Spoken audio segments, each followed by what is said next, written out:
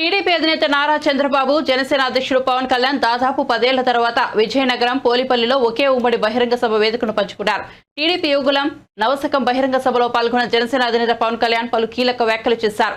TDP Janasena పొత్తు అనివార్యం, ఆవశ్యకం అన్నారు. వైసీపీ వ్యతిరేక ఓటు చీలకూడదన్న తన ఆలోచన సరైందనడానికి ఉత్తరాంధ్రలో అపూర్వ స్పందన నిదర్శనమన్నారు.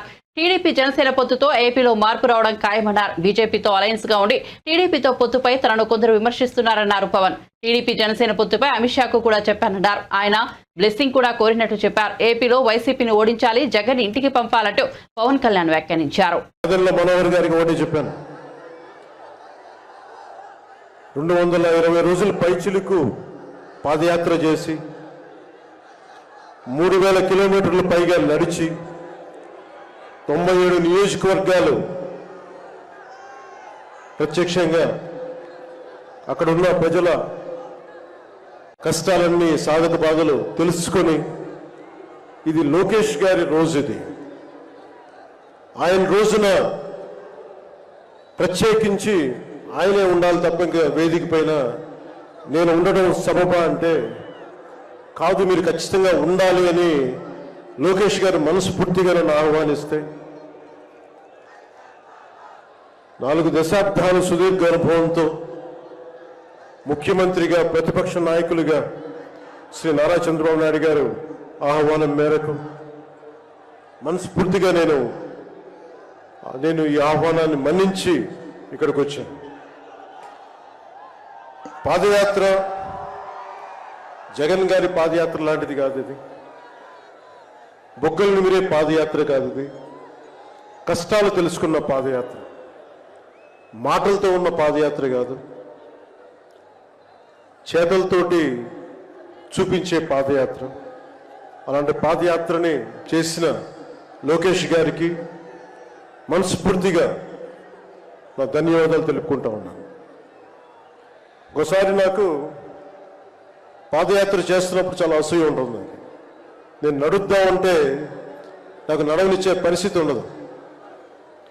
పాదయాత్ర వల్ల చాలా అనుభవాలు ఎదురవుతాయి.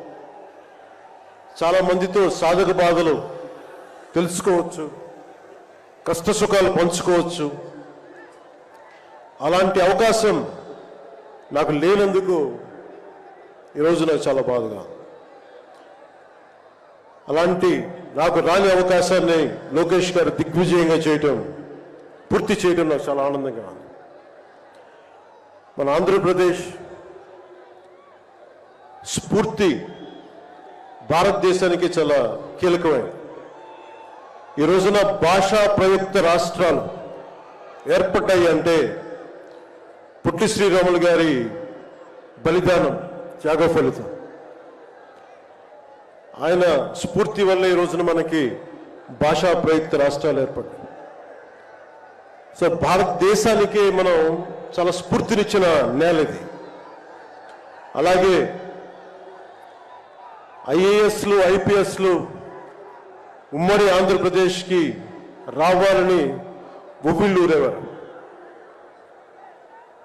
ఈ ఐఏఎస్ అకాడమీల్లో, నైనిటాల్లో ఉండే అకాడమీస్లో ప్రతి ఐఏఎస్ అధికారి చెప్పేది ఆంధ్రప్రదేశ్ ఒక మోడల్ స్టేట్, అది అక్కడికి వెళ్ళాలి.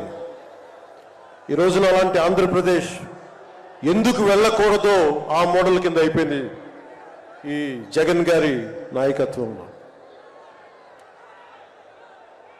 నేను చంద్రబాబు గారు జైల్లో అన్యాయంగా పెట్టినప్పుడు నాకు చాలా బాధ కలిగింది.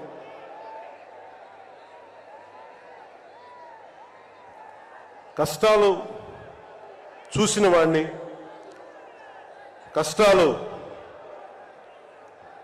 దగ్గరగా పెద్దల నుంచి చిన్నప్పటి నుంచి చూసిన వాడిని, కష్టాలు అనిపించిన వాడిని, ఓటమి వచ్చినప్పుడు ఒంటరితనం ఎలా ఉంటుందో తెలిసిన వాడిని, ముఖ్యంగా శ్రీ నారా చంద్రబాబు నాయుడు గారి కుటుంబ సభ్యులు వేద